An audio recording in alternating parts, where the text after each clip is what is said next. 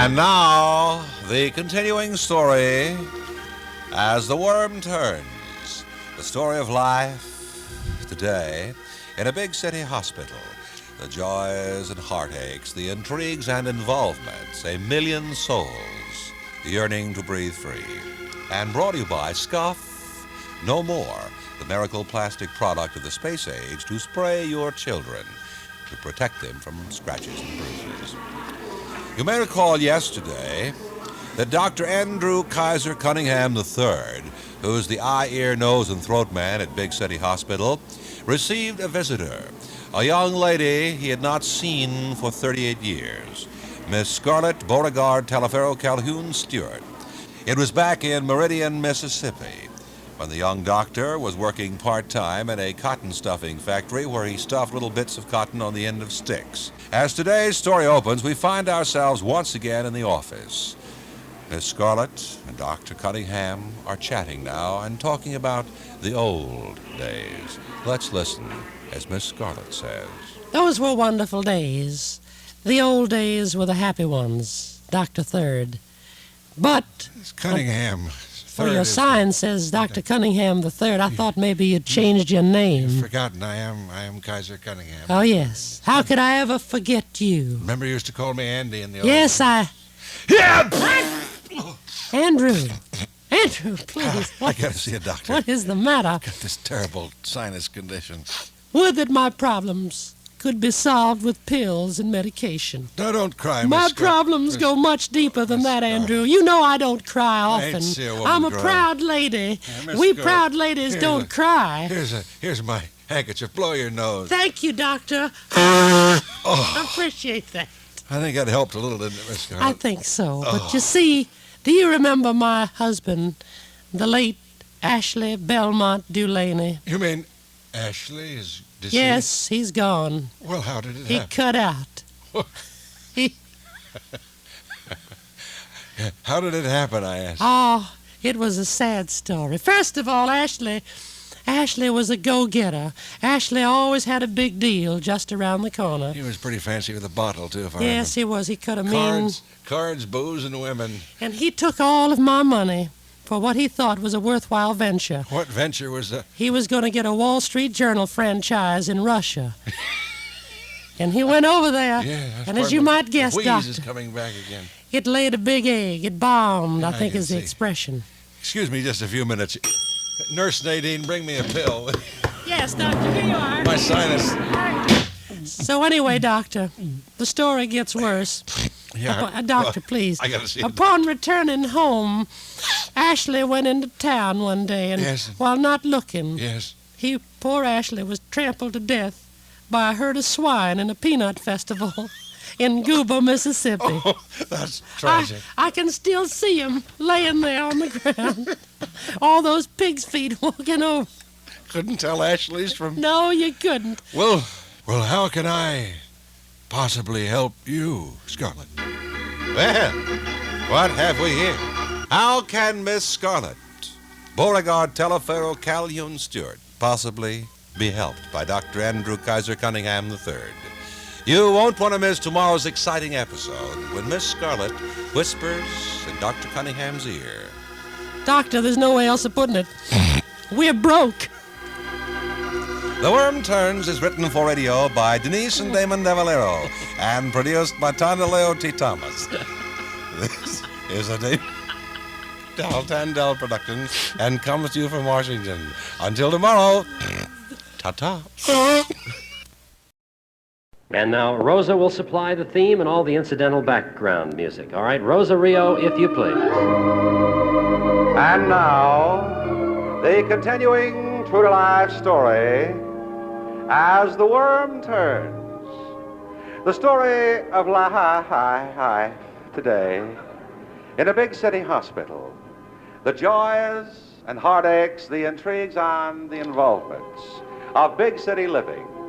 And all brought to you by Scuff No More, the miracle plastic product of the space age to spray your children to protect them from prickly summer heat, certain weeds and growth indigenous to the area, and air conditioning poisoning, which none of you here are suffering from. As our story opens, we find ourselves on the third floor of Big City Hospital in the office of Dr. Rodney Rialto. Dr. Rialto was a war bride from 1946. Prior to that time, he'd been in vaudeville, where he'd made people laugh with funny hats and jokes and sayings that were snappy during the 20s. But now the good doctor was helping humanity by getting off the stage, one, and by being a doctor. Suddenly, there's a ring at the doorbell. The door opens. Into the office steps a very charming lady, Mrs. Beatrice Terrett. Mrs. Terrett speaks to the doctor. Doctor, I'm here to speak to you. It's about my husband, Clifton. I assume, Mrs. Terrett, that your husband is waiting out in the outer office, eh? My husband is waiting in the outer office, Doctor, and... Room 212. Room 212. Bedpan, please. Bedpan, please.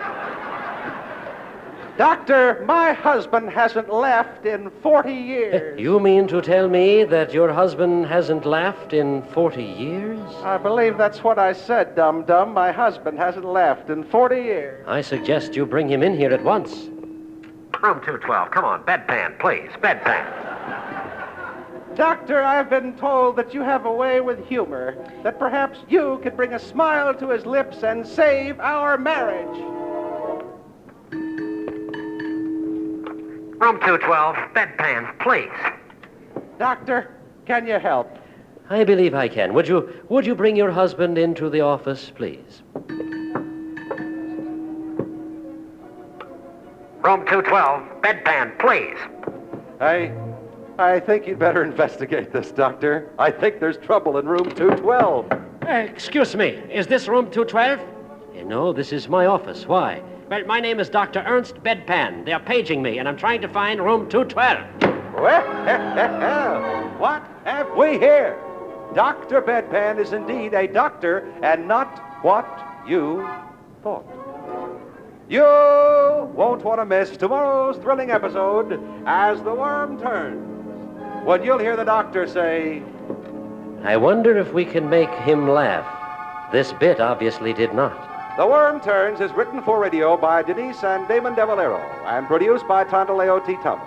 This is a Damon Del Tandell production and comes to you from the Virginia Theater. Good night from all of us here to all of you.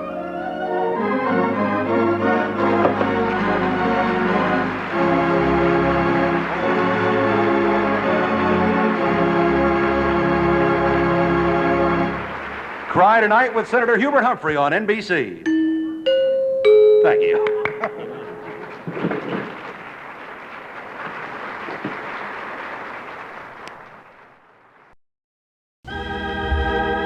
And now, the continuing True to Life story, As the Worm Turns. The story of life today in a big city hospital. The joys and heartaches, the intrigues and the involvements of big city living. And all brought to you by Scuff No More, the miracle plastic product of the space age to spray on your children to protect them from management and other noxious growth.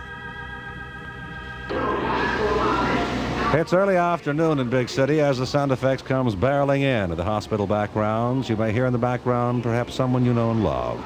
For each day in a big city hospital, a new drama unfolds. Nurses on the third floor have been tittering continuously for the last hour.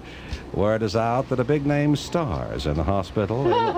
A local radio jock of some note, a John Holliday, a fellow who does a morning show on WWDC radio. You see him, Mabel? He's a handsome devil. Mr. Holliday has been signing autographs, but apparently this is not a personal appearance, but a personal reason that the young jock has come to the hospital.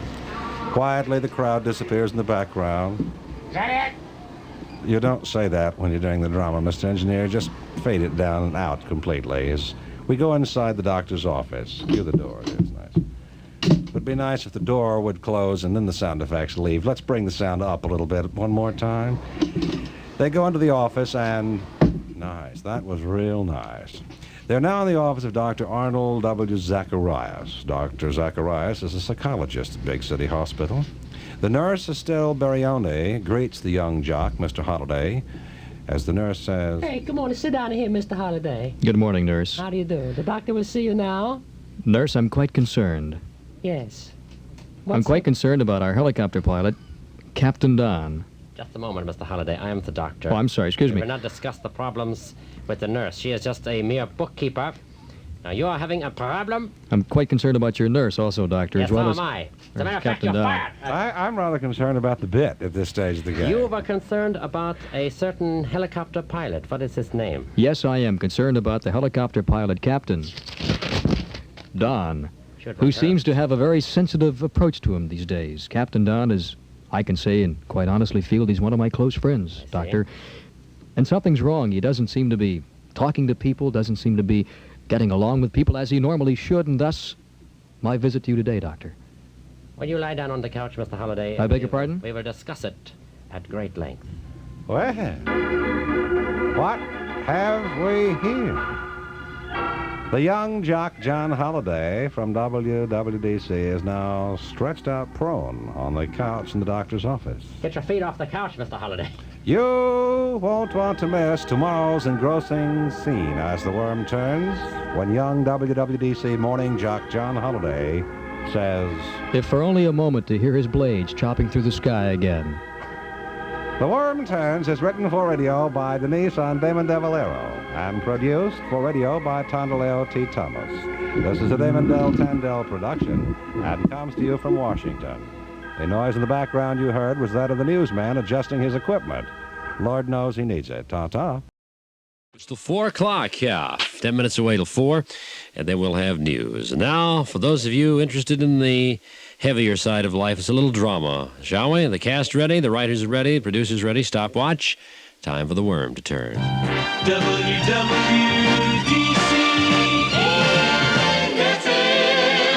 And now, the continuing true-to-life drama as the worm turns. The story of life today in a big city hospital. The joys and heartaches, the intrigues and involvements of big city living. Now in its 25th year, radio's sole surviving soap opera, and brought to you by Scuff No More, the magic little can with a miracle in every squirt. Gas shortage got you down? Spray a little Scuff No More in your gas tank and watch your mileage increase. Scuff No More, Henry Kissinger's favorite can. It's early afternoon in Big City General Hospital. The rays of sunshine once again crackle through the windows of this large medical edifice. The cold crispness of the day indicates that wintertime is still very much with us.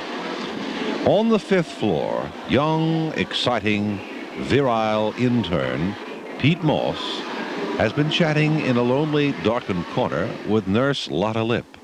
You may recall yesterday, Nurse Lip said to intern Moss, Well, let's see, Pete. I think I'd like one of these, 2 of those, maybe one of those too.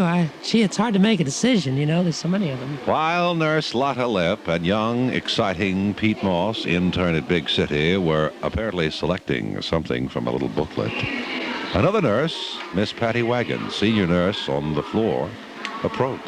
You think I could get a... Patty? Good heavens. Hey, what are you monkeys You doing? really ought to go on a diet, Miss Wagon. Hey, Look at this. We're just looking over. The doctor brought these in for me to see. I ain't seen nothing like that since I was in the Marine. Yeah.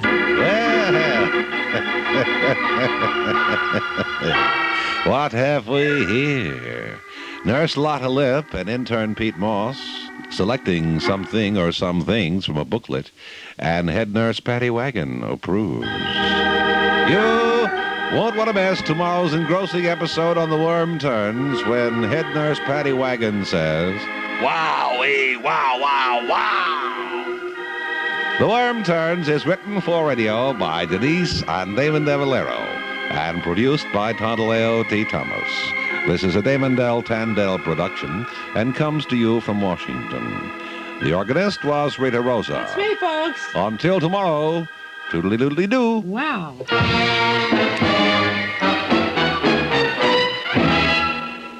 Walker and Scott, the Joy Boys from WWDC at 4 minutes till 4 o'clock.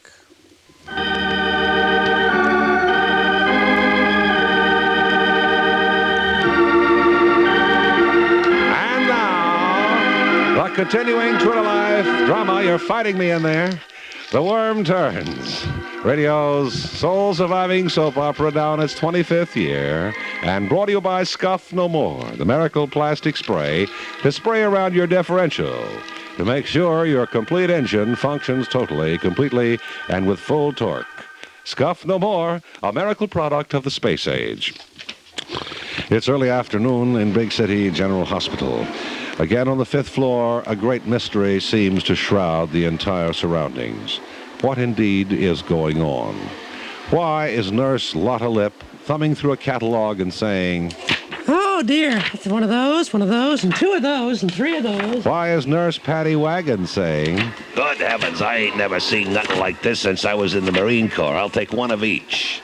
And why indeed, yesterday, did young Dr. Percy Prissy walk up and speak to the intern, Peter Moss, and say, Jeez, this is the most fantastic thing I've ever seen. And today, finally, with this little group huddled in some dark corner of the hall of the 5th floor, the director of Big City General Hospital, Dr. Guy Libretto, comes up, having been told that there was a small gathering and wondering what was going on. Been told there's a small gathering, and I'm wondering what's going on in the... Good heavens! I've been chief of staff for 40 years at this hospital. I have never seen anything like this in the hall. Come to my office immediately. Well. What have we here? An entire grouping in the 5th floor hallway. Nurse Lotta Lip, intern Pete Moss, Nurse Patty Wagon, Dr. Percy Prissy, and now Director of Admissions, Dr. Guy Libretto. You won't want to miss tomorrow's engrossing episode and concluding chapter on The Worm Turns, when beloved Director of Admissions, Dr. Guy Libretto says, Hand me my magnifying glass. I want to get a better look at it. The Worm Turns is written for radio by Denise and Damon DeValero and produced by Toddle T. Thomas. This is a Damon Del Tandale production and comes to you from Washington. Rita Rosa at the organ. Yes. And your announcer saying toodly-doo until tomorrow.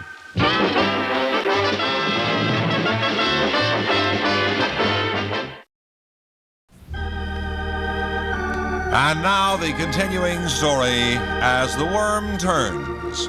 The story of life today in a big city hospital. The joys and heartaches, the intrigues and involvements of city living. And all brought to you by Scuff No More, the miracle plastic spray to spray your children to protect their little bodies from scratches, bruises, and abrasions. And that'll hold the little son of a guns for another night at least.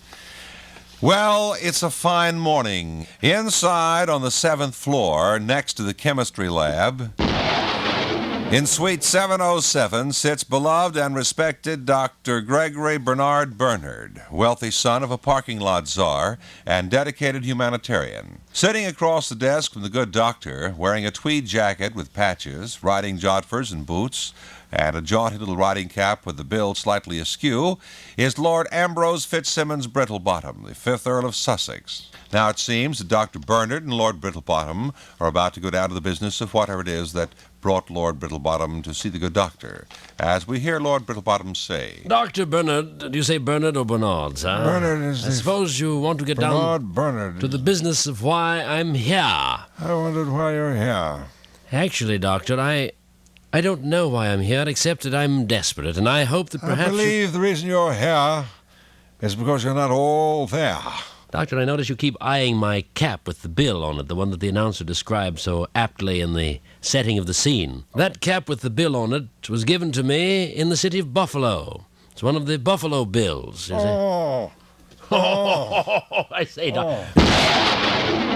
That's the chemistry lab next door. Scared me half to death, Doctor. Don't let that disturb you. They do experiments over there. Well, let's get on with it. I'm a busy man. Now, what seems to be your problem, Lord Brittlebottom? Brittlebottom. Yes. I'm confused, Doctor.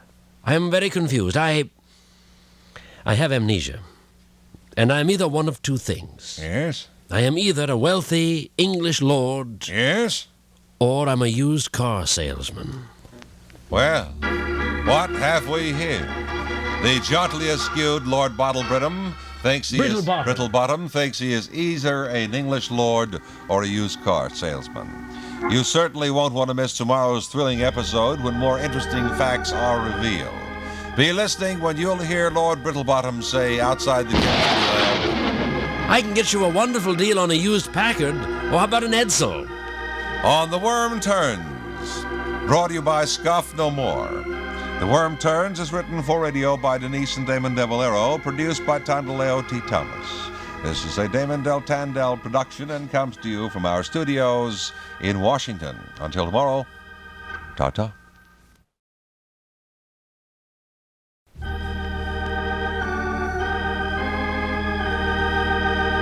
And now the continuing story as The Worm Turns. The story of life today in a big city hospital. The joys and heartaches, the intrigues and involvements of life today in big city living.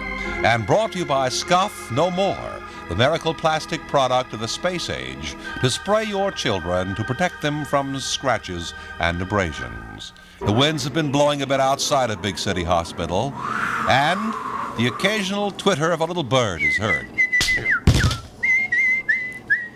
Inside on the 7th floor, next to the chemistry lab, in Suite 707, sits beloved and respected Dr. Gregory Bernard Bernard, wealthy son of a parking lot czar and dedicated humanitarian. Across the table from him is the famous and beloved Lord Ambrose Fitzsimmons Brittlebottom, the 5th Earl of Essex. Sussex. Sussex, Yeah. I'm sorry. Lord Brittlebottom yesterday was perplexed as to his own identity. He said to the doctor, as we heard, You see, Doctor, I have amnesia, and I am either a wealthy, noble English lord or a used car salesman. Doctor, I noticed that you, upon my mentioning that I had amnesia, shut the door. Is this a case that's up your alley? Yes, it's up my alley. I see. And as a matter of fact, Lord Brittleburns... Bottom, I think if you'll just have a chair, I believe we can talk about Thank you. Thank you, Doctor. Sit right here. Thank you, Doctor. Now, let's just take a few little tests here, first of all, Yes, to find Doctor. if your automatic sensory perception is Yes, working Doctor, properly. yeah. Test, yes. Take What do you right want me now. to This do? is an old association test. It's quite simple. Ooh, yes, And I've had those in sometimes school, I think. Many little intimate details are revealed to us in this seemingly very simple test. You say a word, and I give the first word that comes into my mind. First Is that thing it? that pops into your mind. Very good, sir. All right, sir. Day. Night. Table. Chair. Cat. Dog. Very good. Boy. Girl. Crater. Crater? Doctor, did you say crater?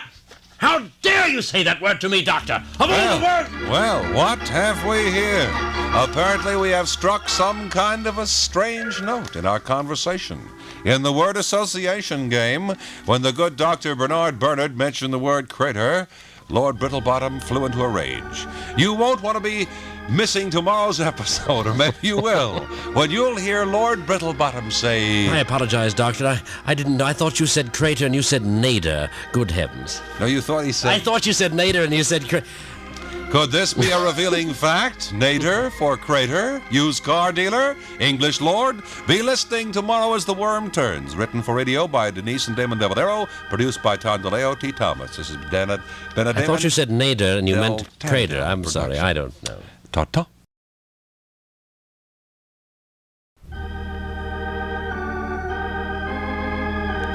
And now the continuing story as The Worm Turns. The story of life today in a big city hospital. The joys and heartaches, the intrigues and involvements, the ups and downs, the dreams and fears. All portrayed in big city hospital living. And all brought to you by Scuff No More, the miracle plastic product of the space age to protect your children from scratches and bruises. We are still in the office of Dr. Gregory Bernard Bernard, noted psychiatrist and humanitarian, son of a wealthy parking lot czar who feels it's his duty in life to rectify the wrongs of a generation gone kaflooey. Across the table from the good doctor sits Lord Ambrose Fitzsimmons Brittlebottom, the 5th Earl of Essex. Sussex. As yesterday's story unwound, we discovered that the Lord became quite upset during the word association test when the good doctor mentioned the word crater, to which Lord Brittlebottom said, You said crater? How dare you say that word to me? Of all the words that you could say to me in a word association test, that is the worst word you could... I'm sorry. But then kindly Dr. Bernard Bernard explained that he did not say nater, which apparently Lord Brittlebottom thought he did say. Instead, he said crater. Confusing the word nater for crater left a clue that perhaps the Lord actually was a used car salesman instead of being the wealthy English lord that he thought he was, since the good Lord Brittlebottom seems to be suffering from a very bad case of amnesia. As today's story opens, we find ourselves once again in the office, and having reached a bit of an impasse, the two, Dr. Bernard Bernard and Lord Brittlebottom, are trying desperately to find some clue as to the real identity of the English lord, as we hear him say. I don't understand, Dr. Bernard. I've gotten my composure again. I apologize for that outburst, you know. That's quite all right, and I do hope you understand that this Good heavens, Doctor. No wonder I'm nervous. You see, my office is next to the chemistry lab, which is just down the hall and up your block. And as you know, when the chemistry lab conducts its various tests, every once in a while they commit a boop-boopy-doop. I can't hear you. What did you say? I said, oh, that's all right. Don't worry. It's not important.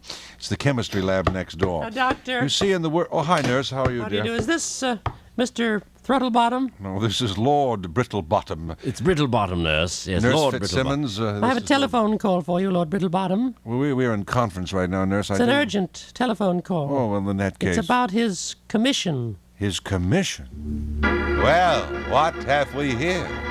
Is it possible Lord Ambrose Fitzsimmons Brittlebottom has received a commission? But wait, could it be a commission from the Queen or from a sale of a used car? You won't want to miss tomorrow's thrilling episode as the worm turns, when you'll hear Lord Brittlebottom say, Do I get a title or 5%? on The Worm Turns. The Worm Turns is written for radio by Denise and Damon De Valero, produced by Tandel AOT Thomas. This is a Damon Del Tandel production and comes to you from Washington. Until tomorrow, this is your announcer saying ta-ta.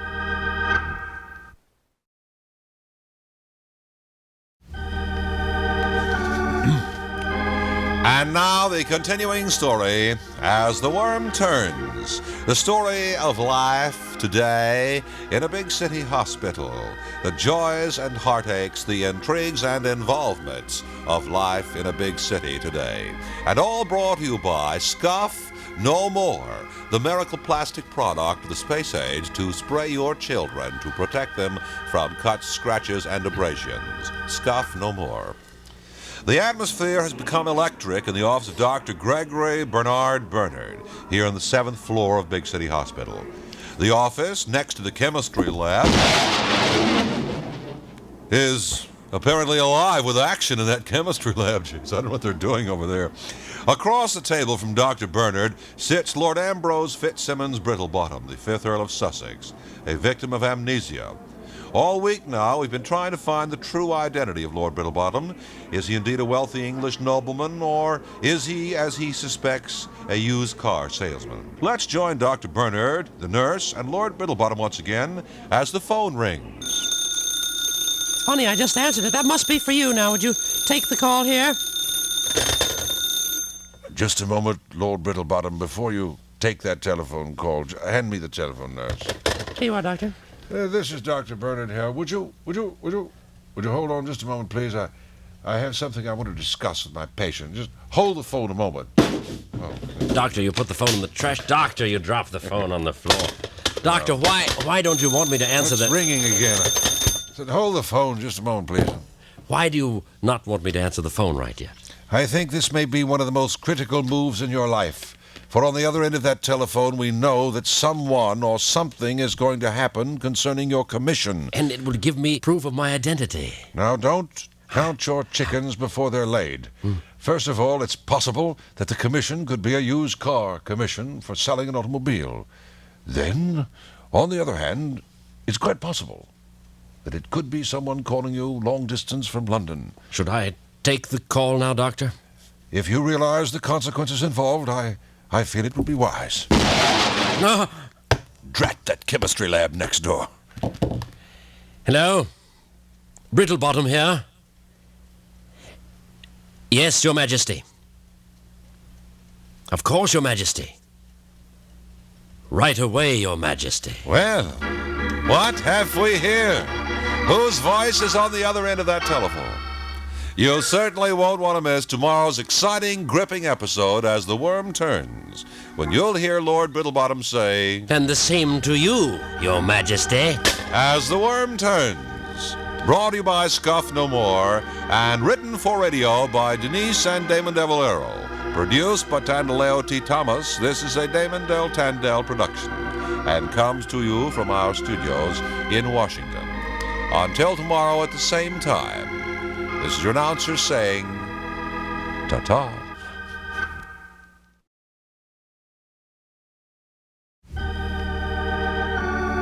And now, the continuing story, As the Worm Turns. The story of life today in a big city hospital. The ups and downs, the joys, the heartaches, and the intrigues of big city hospital life today. And all brought to you by Scuff No More, the miracle plastic product of the space age to spray your children and protect them from scratches and abrasions. And so it's Friday here as we come to the concluding chapter of As the Worm Turns this week. The story of the wealthy English nobleman, Lord Ambrose Fitzsimmons Brittlebottom, the 5th Earl of Essex, and the doctor, the psychiatrist, who's extremely interested in the personal advancement of the case of amnesia that Lord Ambrose Fitzsimmons Brittlebottom seems to be suffering from, and that doctor would be Dr. Gregory Bernard Bernard. As today's story opens, we find ourselves once more in a state of total shock. Dr. Bernard Bernard now speaks to the English lord. Well, I suppose this is the moment of truth. You've spoken on the telephone, and you tell us that you have spoken with the Queen. Yes, I have. Have you found out, are you or are you not an English nobleman? And are you or are you not a used car salesman? You're not going to believe this, Doctor, but I am an English nobleman. Well, howdy do. But I'm also a used car salesman. Well, no, you have me a bit perplexed. Understand that I'm extremely happy for you that you have discovered your true identity. Yes. But how can you be both at the same time a used car dealer and an English nobleman? Well, as it comes back to me now, you see, I am the son of the Earl of Essex. Isn't it odd that announcer was right all week long? I kept correcting him, saying it was Sussex, and actually it was Essex. You mean that you actually are the Earl of Essex? Yes, yes. I'm a man of parts. Goodness knows it's hard to get parts with an old Essex. But you see, my knowledge of automobiles made me also a member of Queenie Schwartz's staff. Yes, I work for Queen Motors, and we call her Your Majesty as an advertising gimmick. So you see, I'm both an advertising man, an English lord, and a used car salesman. Might I just add one thing further? Yes. You, sir, Yes, sir. you, sir, Yes, sir. are a rotten actor. Thank you, sir. You certainly won't want to miss next week's exciting story on The Worm Turns. Our scene is the X-ray room. Handsome, swinging young X-ray technician Randy Ring-a-Ding-Ding is lining up the big city socialite Ima Jewel for her X-rays. When Ima says, "Doctor, your hands, please." As the Worm Turns. Brought to you by Scuff No More, and written for radio by Denise and Damon Delario, Demon and Oh Phooey.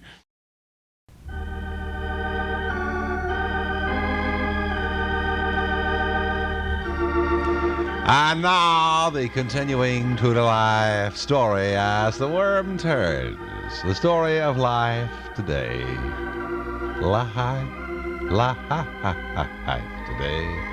In a big city hospital, and brought to you by Scuff No More, the miracle plastic product of the space age, to spray on your little children to protect them from prickly summer heat, abrasions, chiggers, and noxious growth indigenous to the area. It's a new day in Big City Hospital, and the day is dawned with sunshine. A day of sunshine can do things for the human spirit that no medical man can even dream of. As today's story opens, we find ourselves on the 5th floor of Big City Hospital, We are in the reception room of Dr. Wilfred Waddell Willenona. Dr. Willenona is a doctor of psychiatry. Willenona, yes, Willenona. Dr. Wilfred Waddell Willenona, in case you didn't get that. He's doctor of psychiatry at Big City General. His nurse, Florence Nightenhawk, is sitting at the desk. She's waiting for the bell to ring. Look what they've done to my song, Ma. And singing to herself with her normal nasal quality. The doorbell has rung, Nurse Florence Nightenhawk. Come in. Into the office and through the door, going whoomp in the night, steps a Mrs. Helen B. Overshoes. Mrs. Overshoes is here to see the psychiatrist, but not because of herself. As the story opens, the nurse speaks. Do you have an appointment with the doctor, ma'am?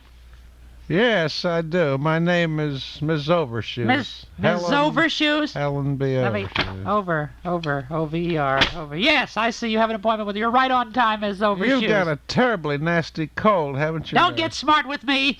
That's the way I talk all the Good time. heavens, that hurt me when you went like that. Yes, I'm here to see Making fun of me, aren't you? Dr. Willenona. Just a moment. Doctor. Yes, nurse. Doctor's talkback isn't working, too. Got a little whistle in it. There's a Miss Overshoes out here to see you, Doctor. Mrs. Overshoes. Very important to the plot. I am expecting Mrs. Overshoes. Would you send her in, please? You can go in, please. Why is the doctor standing right next to the microphone? Why is he talking to that little telephone? That's radio. That's the radio bag. Go right in there. You just stand there. The sound effects man will open the door. Oh, hey, this is wonderful. I'm a gray lady. I'm just on my day off. I came for a tour of the station. They stuck a script in my Get back to the play, would you? This Mrs. Overshoes, I presume? Being radio. Huh? I see Mrs. Overshoes, I presume. Yes, I'm Helen B. Overshoes, and I'm here to see the doctor. Well, I'm the doctor. Now, if you'll just sit down on that couch, you can tell me all about it. Well, what could Helen B. Overshoes' problem be? Why is she here to see Dr. Willenona in Big City General? Well, you won't want to miss tomorrow's thrilling episode when you'll hear Helen B. Overshoes speak to Dr. Willenona as she says, "It's my husband, Doctor. He thinks he's a horse." Be listening tomorrow to find out more about this gripping situation. The Worm Turns is written for radio by Denise and Damon De Valero, produced by Tondaleo T. Thomas. This is a Damon Del Tandel production and comes to you from Washington. Until tomorrow, ta.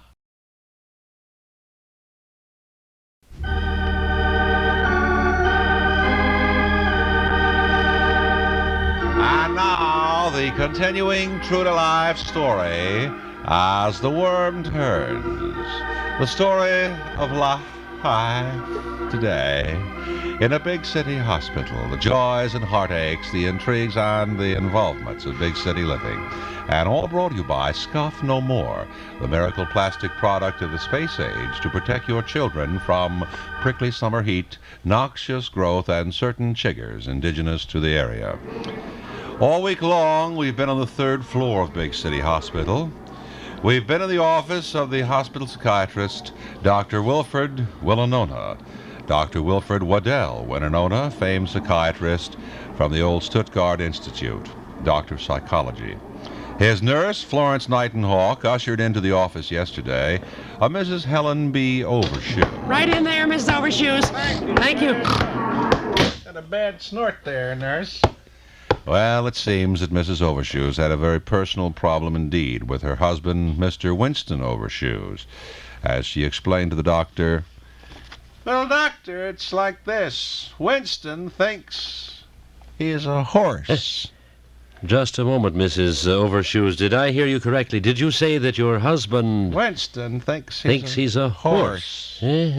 Four-legged horse. And I have heard of situations of this kind before. Now, and let us try to discuss what triggered, pardon the expression, what triggered that sort of a complex? I still have my sense of humor, Doctor, and I can appreciate a little joke like that. Little humor, even on sad occasions, makes can help it all bearable when he's out there on the lawn on all fours nibbling away at the zoysia. You mean to tell me that he actually grazes on the zoysia? Constantly. This Had is us indeed... put outdoor lights on so he could have a snack before he went to bed. Well, now, do you have long conversations together as most husbands and wives start the day together at the breakfast table, in the breakfast nook? Perhaps you were able to get to the bottom of the situation when you talk to him while he's eating his breakfast. We try to talk, Doctor, but it's terribly difficult trying to understand what he's saying. I don't quite understand. Why is it so difficult? With his head in that oats bag. Well. What have we here? Mr. Overshoes nibbling on the zoysia, keeping his head in an oats bag. You won't want to miss tomorrow's thrilling episode on The Worm Turns, when you'll hear Dr. Wilfred Waddell Willenona say... No, Mrs. Overshoes, I don't care for a lump of sugar, or an apple, or a carrot, but thank you just the Be same. listening tomorrow for The Worm Turns and the continuing story of Big City Hospital living. The Worm Turns is written for radio by Denise and Damon DeValero, produced by Tandaleo T. Thomas. This is a Damon Del Tandel production and comes to you from Washington. Until tomorrow, ta-ta. And now, the continuing true to life drama as The Worm Turns. The story of life today in a big city hospital. The joys and heartaches, the intrigues and the involvements of big city hospital living. And brought to you by Scuff No More, the miracle plastic product of the space age to spray your children to protect them from prickly summer heat, rash, chiggers, and weeds indigenous to the area. It is still early afternoon in Big City Hospital. We find ourselves on the third floor once again in the office of the psychiatrist, Dr. Wilfred Waddell Winonona. His nurse, Florence Nightenhawk, has ushered into the office a Mrs. Helen B. Overshoes. Mrs. Overshoes has a husband with a very unique problem, as she explained to the doctor. My husband thinks he's a horse. Well, the doctor, never having been confronted with this one before, was in the process of asking Mrs. Overshoes some relatively personal questions. Yesterday, we discovered that Mr. Overshoes didn't speak much at the breakfast table, Mrs. Overshoes finding it difficult to understand him because he kept his head in an oats bag during the course of the breakfast. Today, the questioning continues as we hear the doctor speak. Well, this is one of the most unusual cases I've ever been confronted with. No, thank you. I don't care for the lump of sugar, Mrs. Overshoes. Can I wet you down with a hose? No, you see, I don't think Clifford I'm a likes horse. that. Clifford You mean he actually likes you to hose him down, is it? Yes, occasionally. Every morning. After his morning romp. I see. Here, Clifford goes out in the garage, and I hose him down, and then give him a rub down, and usually rub some wintergreen and a little spot of ginger here and there to he really perk him up during living the day. Well, it sounds as though you have a wonderful togetherness in your relationship. Do you... You have to understand that we, in our own strange way, we love each other. He calls me his filly, and I call him my stallion. Well, how long has he felt that he was a horse? Oh, I guess about 5 years now, Doc. Do you recall at what point in his life he began to think? Yes, I do. What was the question again? I said, what time in his life did he think he was a horse? It was just after that walk we took at Haynes Point. I don't understand. 5 years ago. What happened on that walk? He made it in 2 minutes and 10 seconds, all the way around Haynes Point. Well, what have we here? Ooh, Speedy Gonzales. Looks like Mr. Overshoes has got quite a pair of pedal extremities on him as he made it around Haynes Point in just flat 2 minutes. You won't want to miss tomorrow's exciting episode as the worm continues to squirm, when you'll hear Mrs. Overshoes say, "Why, Doctor, I don't know how. I just don't know how. I just don't know how." You said that 3 times. The Worm Turns is written for radio by Denise and Damon DeValero. Produced by Tandaleo T. Thomas. This is a Damon Del Tandel production and comes to you from Pimlico. I just don't know how. That's my line, dummy.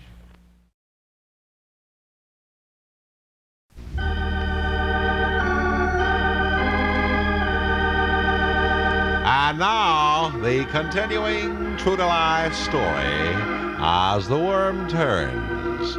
The story of life today in a big city hospital. Joys and heartaches, the intrigues and the involvements of big city hospital living. And brought to you by Scuff No More, the miracle plastic product of the space age to protect your children from prickly summer heat, pump out basements, and keep your cool. As today's story continues, once more we find ourselves on the 3rd floor of Big City Hospital. We're in the office of the hospital psychiatrist, Dr. Wilfred Waddell Winonona, Director of Psychiatry. His nurse, the lovely Florence Nightenhawk, had ushered in about 5 hours ago into his office a Mrs. Helen B. Overshoes. Mrs. Overshoes was there to see the psychiatrist about her husband. She explained, "My husband, Doctor, thinks he's a horse." By Joe. Well, the doctor seemed quite upset at this, having never heard of a situation quite like this, although suggesting all the elements of schizophrenia. As today's story opens, we continue the discussion in the office, and the doctor continues his line of questioning, now going into the 6th hour with Mrs. Overshoes. As we hear. Just glancing at this medical book here, trying to find the symptoms listed. Here's a horse who thinks he's a man. No. Man who thinks he's a mule. Can't seem to find anything on a man who thinks he's a horse, Mrs. Overshoes. Well, it's Clifford's way of expressing himself, apparently, and yet it didn't bother me in the beginning till our neighbor put in a 6-foot fence. You mean Clifford was going into the neighbor's yard? Eating their grass. Now, you told me before that he made Haines Point in 2 minutes. That's right. The first signs of real problems occurred. We took a stroll about 5 years ago down at Haines Point, and Clifford broke out into a canter and made the entire trip around the point in 2 minutes and 30 seconds, flat. And I've known people that would break out into a canter or a jessel or a few other impersonations at parties. Yes, but well, that's no, not Clifford never wore the lampshade route or anything like that. But let me ask you this. After the neighbor put the fence in, Clifford started jumping. The fence, I see. Is your husband an even-tempered individual? Would you say he's a manic-depressive? Oh, no, he's a hard-shell Baptist. No, you don't understand. Very sweet, gentle man, except during feeding time, and Halloween is a particular problem to him. Why is that? Little kids come in and have apples in their sack. He gets his nose down in the bag and roots out all the apples. Well, by manic-depressive, I mean, is he sometimes extremely sad, sometimes depressed to the point of not knowing what to do next? There was one time last summer. I see. Clifford asked me to shoot him. Well, what kind of... This is weird. What kind of madness have we here? Clifford asked to be shot one time last summer. I think the writer's half shot now. You won't want to miss tomorrow's exciting concluding episode when the doctor asks one more question. I think I'd like to have a shot myself. Would you hand me the water, please? Be listening tomorrow when the doctor belts a few and reminds Mrs. Overshoes that she's been in the office for 7 hours now. The Worm Turns is written for radio by Denise and Damon DeValero and produced by Tandaleo T. Thomas. This is a Damon Del Tandel production and comes to you from Charlestown.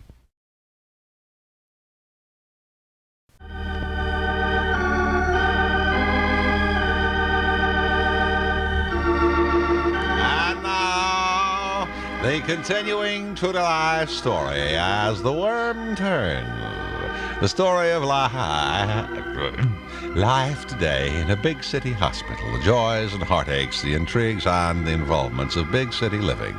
And brought to you by Scuff No More, the miracle plastic product of the space age, to spray on your children to protect them from chiggers, noxious growth, prickly summer heat, and the slight abrasions of firecrackers that go whoomp in the night. It is early Friday here at Big City. The concluding episode of this week's exciting story is about to unfold and conclude at the same time. All week long, we've been in the office of Dr. Wilfred Waddell Winonona, Doctor of Psychology at Big City. The lovely nurse Florence Nightenhawk had let Mrs. Helen B. Overshoes into the office, where she'd been telling the psychiatrist for over 12 hours now about the fact that her husband thinks he is a horse. A bit of schizophrenia, it seems. Well, the good doctor has been very understanding and has listened very carefully, but at this time the doctor wants to remind Mrs. Overshoes that she has been there for some 12 hours now, as we hear the doctor speak. Just fouled up my mathematics here. I don't want to appear rude, Mrs. Overshoes, but you've been here actually some 7 hours at $35 an hour, which is my fee, which is a grand total of $325, and the announcer said I'd been here 12 hours. I know, but I'd figured it out the rate at 7, and I didn't want to mess it up anymore. The announcers... You've been very understanding. Well, I try to be... No help. Like most doctors, but very understanding. That's what bothers me. I feel that I have not been of any help to you and that we have come no further in this case. Well, I've tried to explain that Clifford's hang-up is that he thinks he's a horse. Madam, let me make one... Keeps going out at night for snacks, nibbling on the Zoysian, leaping over the neighbor's 6-foot fence into their yard. Let me just say this. Running around Haynes Point at night in 2 minutes. In conclusion, I would suggest that you forget it. Let him think he's a horse. Save your money. I know that it's an expensive proposition visiting doctor after doctor when there is no guarantee of a cure. Oh, well, don't worry yourself about that, doctor, because money is no object to Clifford and me. Really? Why is that?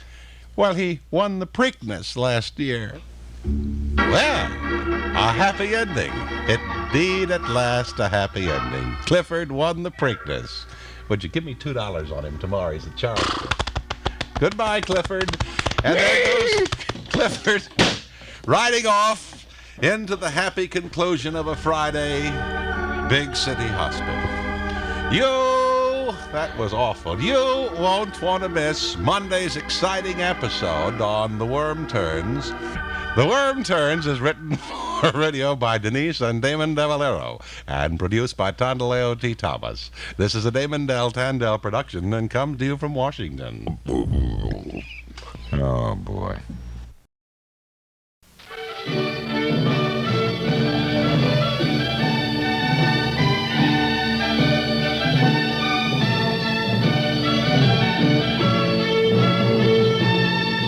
This station, in cooperation with Public Service Broadcasting, presents the award-winning series Masterpuss Theatre, made possible by a grant from the Siamese cat lovers of the world.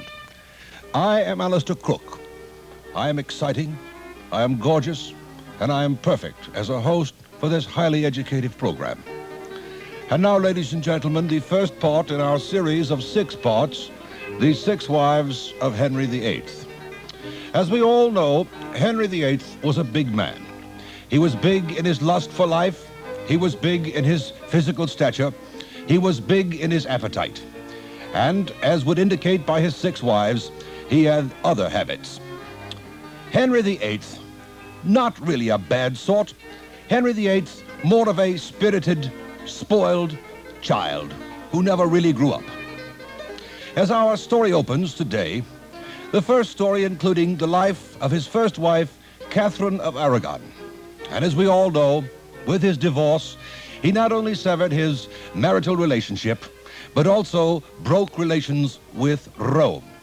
And now, part 1 of the 6 wives of Henry VIII, Kathryn of Aragon. The scene is the court. Yes, who is it? My lord, My lord, it's your wife, the Queen Kathryn of Aragon.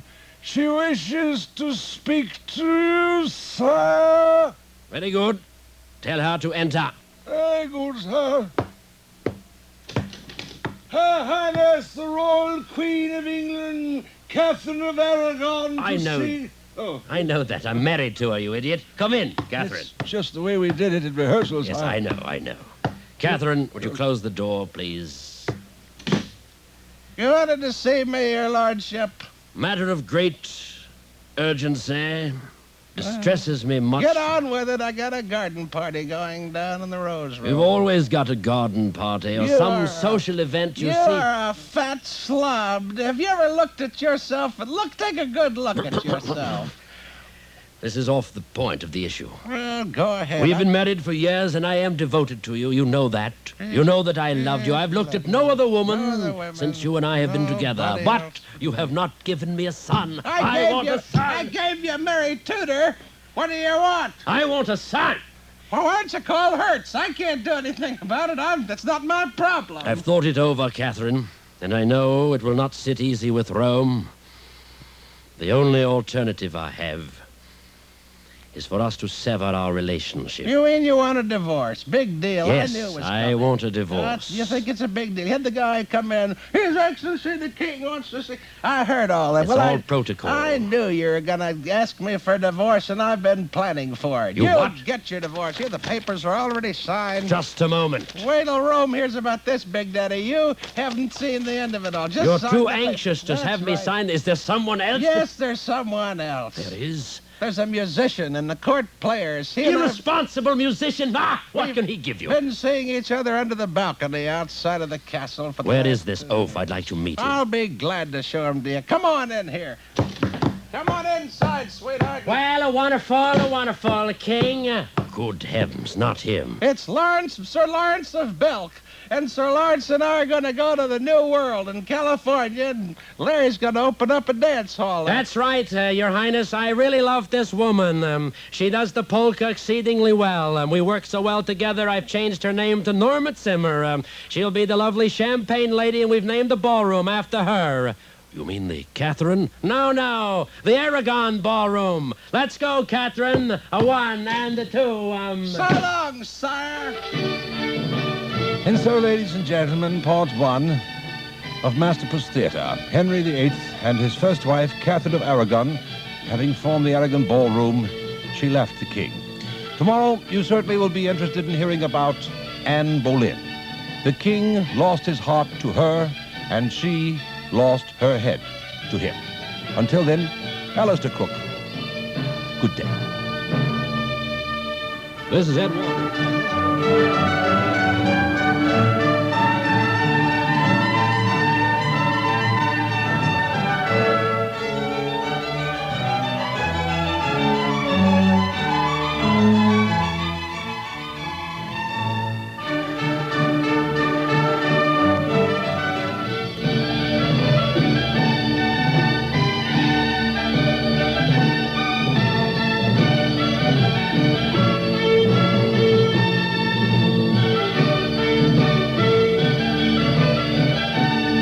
How do you do, ladies and gentlemen? My name is Alistair Crook, and I am your host for this award-winning series, Masterpuss Theatre. Masterpuss Theatre is presented by the station in cooperation with Public Service Broadcasting. We present the series Masterpuss Theatre, made possible by a grant from the Siamese Cat Lovers of the World and Kitty Litter Incorporated. Today, part 2, in The 6 Wives of Henry VIII, the story of Henry and his second wife, Anne Boleyn. As we pointed out yesterday, Henry was not really a bad person. Henry was sort of like an overgrown, spoiled, big kid who had had everything go his way. With his divorce from Kathryn of Aragon, he of course severed the ties between him, his throne, and Rome. Now married to Anne Boleyn, a beautiful young lady, the king had seemed quite happy. But there were dark, gray clouds on the horizon. The scene, again, the court of Henry. Yes, who is it? It is I, sir, the Chancellor of the Exchequer. I have news for you, sire, that I'm sure you'll be interested in. You may enter, Chancellor. Thank you, sir. Don't I know you well enough to call you John by now? Do I have to call you Chancellor all the time? Very good, sir. If you wish to call me John, anything you would like to call me at all, sire. Very good. Now, what is this news of great urgency that you I humbly beg your pardon, your masterful worshipship. I know you didn't promise me a rose garden. What I can't possibly face you when I speak to you of things that concern you and England and the crown and the people. Oh, get on with it, will you? I know that... pains me, sire, to speak to you of this, but I must speak to you about the Queen. What about the Queen? Sire, the rumor has been around the kingdom now some time that Anne has been frivolous with her love to you, sire. Are you insinuating that Anne Boleyn is... I am, sire. I would not believe the stories I had heard in court until I myself with my eyes saw for myself the first time last evening in the bushes behind the throne room. And what did you see last evening in the bushes behind the throne room? Sire, I saw Anne the Queen. Yes? With the Duke of Gloucester. Yes, yes. And he said to her... What did he say to her? And he said to her... What did he say to her? Oh, dear. And then she... And then he... But then did they... Yes, yes. I must talk to the Queen. What is she? What is the Queen? Bring her here to me instantly. Chancellor, you hear me? Bring the Queen at once. Of course, the Chancellor fetched the Queen. And the Queen was beautiful as she entered the throne room, not knowing that what she was about to be involved in would perhaps be the end of her career. What is it, Henry, love? You can sit there and call me love when I have heard these terrible stories about you and the Duke of Gloucester. What about the Duke of Gloucester? He was a guest in this house last night. I entertained him royally, I did. That's what I'm afraid of. That's what I've heard. Come here. Do you know what the Chancellor of the Exchequer just told me that he saw? What did he see? He said that you and the Duke behind the garden, and that he said to you... So what? And then you said to him... That I did. And then he said to you... And then you both... Yes. What of it, Henry? I guess I just got carried away and I lost me head for the moment, that's all. Yes, Anne Boleyn, you have rightly said. You lost your head for a moment. You certainly won't want to miss episode number 3. The story of Jane Seymour and Henry VIII. Jane, a lovely person. Jane, the real, true love of Henry. Until then, this is Alistair Cook.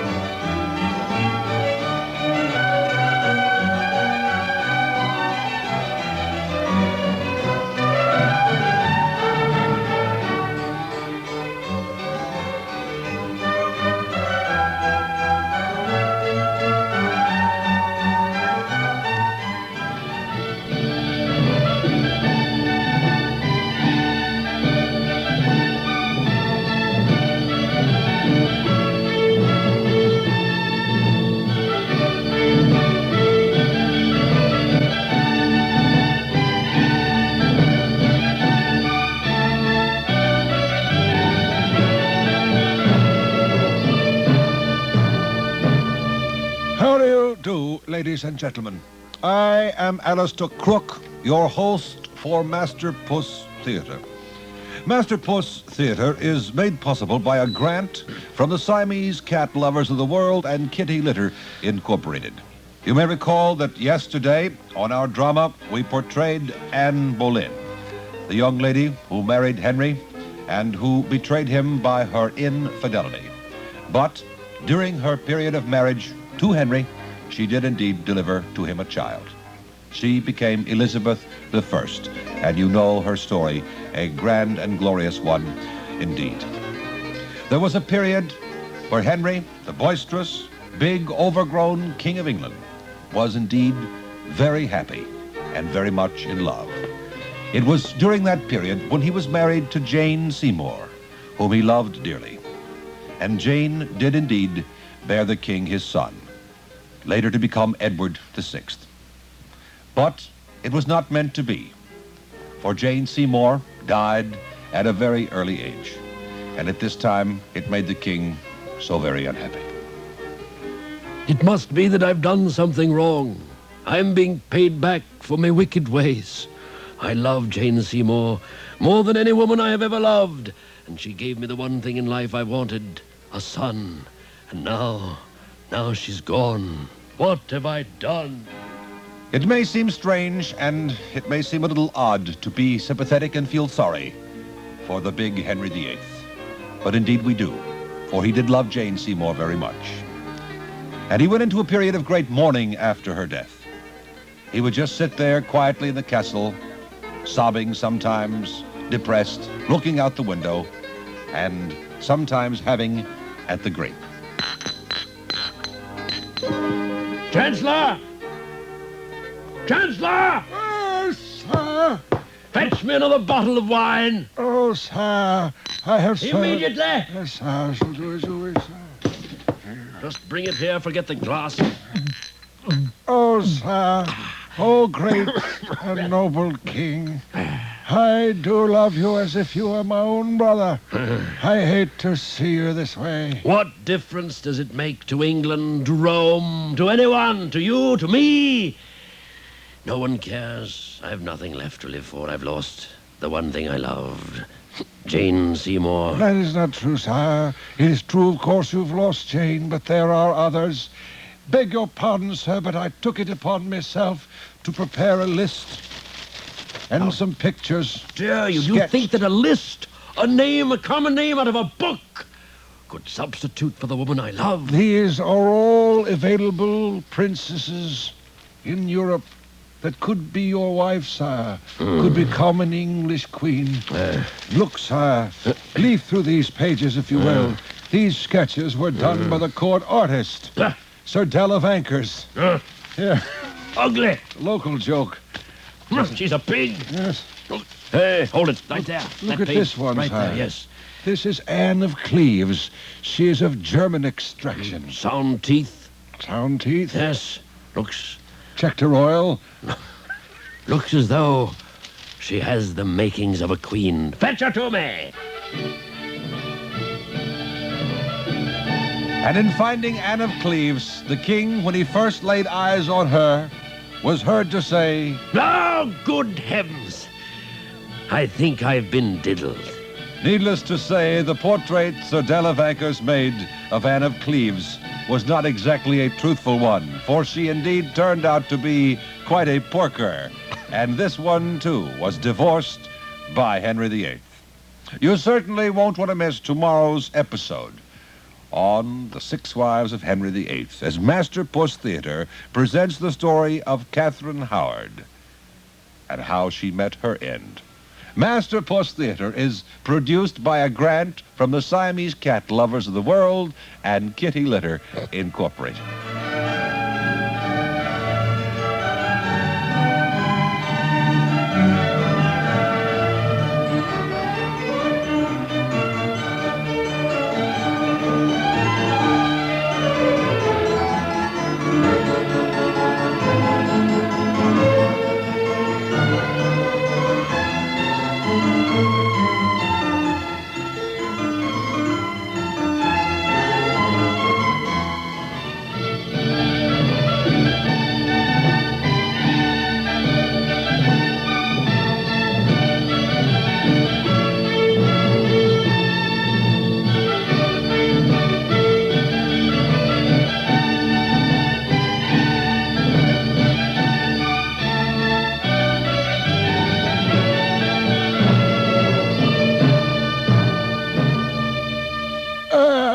Do. This is Alistair Crook, and welcome to Masterpuss Theater. This station, in cooperation with the Public Service Broadcasting, presents the award-winning series Masterpuss Theater, made possible by a grant from the Siamese Cat Lovers of the World and Catnip Growers Unanimous. During our course of time this week with the wives of Henry VIII, we have suffered through Kathryn of Aragon, who of course had her own ballroom with Sir Lawrence of Welk in California. We checked Anne Boleyn's head in and then out after she delivered Elizabeth I. And of course yesterday we discussed the passing of the one woman that Henry really loved, Jane Seymour, who did indeed bear him the son that Henry wanted so much. The son, of course, Edward VI. Anne of Cleves, a most interesting wife belonging finally to Henry. Henry married Anne, of course, out of grief. He had checked a brochure sent to him by Wild Wives Incorporated and chose her after he'd had a 17-course Romanian dinner and 17 flagons of wine. When Anne showed up, she wasn't quite what he'd expected. The scene opens in the court. Anne, who is German, of course, waddles in. You are Henry? Good heavens. I think I've been diddled. Henry! Get your feet off of the settee! Things will be different around here now! No. You have a lot of the traits of Eva Braun. Who was she? She's later. I should have never picked a wife from that lousy brochure. But of course, the marriage did not last too long because Anne was too overbearing. And Henry, being the robust, wild, debonair, gay sort that he was, could not take that. So he merely got rid of her. And stay out! And so we come to Kathryn Howard, the fifth wife of Henry VIII. Kathryn had been in the same court with Anne Boleyn, and I must confess, picked up some of her bad habits. As the scene opens, the Chancellor of the Exchequer, the friend and trusted ally of Henry, approaches to tell him of the misconducts of Kathryn, his fifth wife. Oh, master and lord, could I have a word with you, sir? I wish you'd try to get over that. Sir? Yes, you're in now. What is it? Could you buy me some larger shorts? Sir, I'm dying here, and these old ones. Send in a requisition in triplicate. Well, bureaucracy's finally come to England. What is it that you want of me, Chancellor? I hate to be the bearer of sad tidings, sir. Do not breathe directly on me. But your wife, the Queen Kathryn Howard. What now? Remember Anne Boleyn back behind the bushes? How could I forget Anne Boleyn back behind the bushes? With the Duke of Gloucester? Yes. The Duke's back, sir. You mean one more time? No, sir. 4 more times. Where is she? She's out in the study, sir. Bring her to me instantly. I'll fetch her, sir.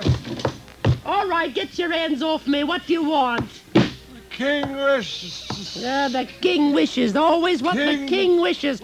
I'm sick up to here with the king, I'll tell you that right now. I didn't need the part in the first place. Is it true that you were seen playing patty fingers with the Duke of Gloucester? And there's some rumor that there's a little hanky-panky between you and the Prime Minister. Yes, it's all true, Henry, me love. But remember, variety is the spice of life. Remember that, eh? You remember that on your way out, my dear. And indeed, Kathryn was on her way out. For her brief exercise... I didn't mean the part either, really. For her brief exercise in democracy, Kathryn paid a high price, for she indeed lost her life. This gentle reminder, Masterpuss Theater is produced by a grant from the Siamese Cat Lovers of the World and the Catnip Growers Anonymous. Tomorrow, the final chapter, Catherine Parr, the one queen who outlived Henry. Until tomorrow, Alistair Crook. Good day.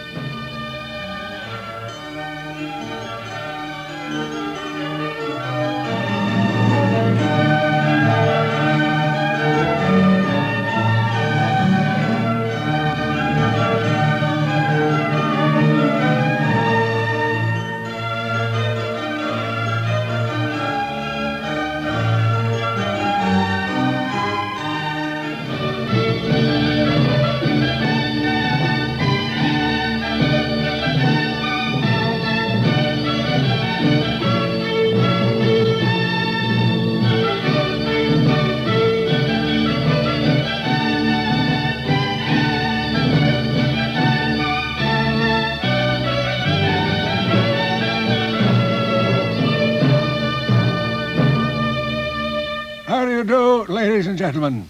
This is Alistair Crook, and welcome to Masterpuss Theatre. Masterpuss Theatre is made possible by a grant from the Siamese Cat Lovers of the World and Catnip Growers United. And so we come to the end of Henry VIII and his 6 wives. We have seen Henry through Kathryn of Aragon, Anne Boleyn, who lost her head over romance, Jane Seymour, the one woman Henry really loved and who did bear him a son, Anne of Cleves, the German princess he married through a catalogue and got rid of her through the exit out of the back of the castle, and Kathryn Howard, who was executed for misconduct. And today, the story of Kathryn Parr, the one woman, the queen who did indeed outlive Henry. For those time standards, Henry lived to be quite an old man. Henry was near 60. He was in the castle that afternoon, musing to himself about the successes of his reign as King of England, the success of Phase 1, Phase 2, of bringing the boys home, and going overseas and making new friends in Europe for the Queen and the King. And so he sits that final afternoon with the Queen, Kathryn Parr, watching The Late Show. Johnny Carson, I believe it was. Let's join the scene, shall we? Yes, in my years and reign in this kingdom, I think I've made it perfectly clear. I've tried to be a good monarch. Yes, you have, Henry, but let's face it. Your wife, Kathryn Parr, needs a younger man. Let's face it, Henry, you're not up to par. Oh, that was a bad line. Well, Henry, I'm going downtown to one of those singles clubs where I might find a bit of action. Don't leave me. Kathryn, don't take your love to town. Kathryn Parr, the Queen, saw her Henry for the last time, even though she did not know that herself. And after Henry finally succumbed, she would then marry Seymour. Seymour, that rogue whom she had loved in earlier days. Seymour, who had chased Elizabeth I around the castle, sometimes behind the bushes. And now, Henry's alone, and his faithful friend, the Chancellor, visits for the last time. Is that you, Chancellor? Yes, my lord, it is I. Chancellor of all my subjects, you and you alone have stood by me for 45 years. Yes, sir. Chancellor, hand me those papers and that plume. I must sign these important papers before I cash in. Very good, sir. Help me sign these. Yeah. Yes, that sir. one. And that one. Yes, sir. And that one. Yes, sir. This one, sir. Yes, that's the one. This one, sir. And that one. This one, sir. No wonder I'm worn out. This one, sir. All of these papers to sign. This one, sir. A king's work is never done. This one, sir. And finally this one, Finally sir. this one. Thank you. May I ask one question, sir? Certainly. These papers you signed, Yes, sir. are they affairs of state that will change the course of English No. history? They're affairs of mine. What are they? Alimony checks Alimony. for all of my wives. Well, sir. Ooh, And now that I've done that, I can see the Grim Reaper. I feel leaving that us, sir? cold, icy stare. You're leaving us, sir. I think this is it. It's all over. I- sir. It's all Oh, over. It's all over. good sir. heavens. What's that, sir? I saw a vision of loveliness, Where? as though it were by the doorway. It's my daughter, sir. I thought it was your daughter. My daughter. She's over there. How old is she? 18, sir. Lovely. My dear, come over here and talk to me. Let me look at you. Lovely. Help me up. Help me up. So Henry went out the way he came in. And so we come to the end of Masterpuss Theatre production, Henry VIII. Goodbye.